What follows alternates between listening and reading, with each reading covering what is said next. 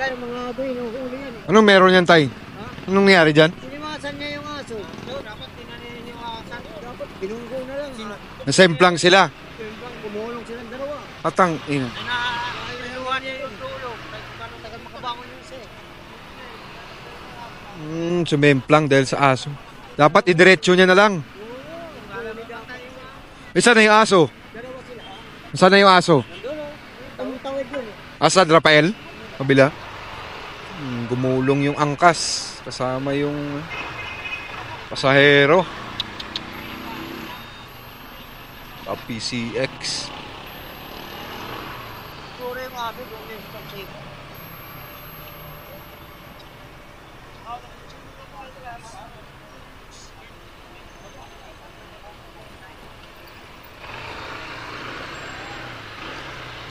Sana nga. Doble ingat, kuya. Di maiwasan talaga minsan may ganyan.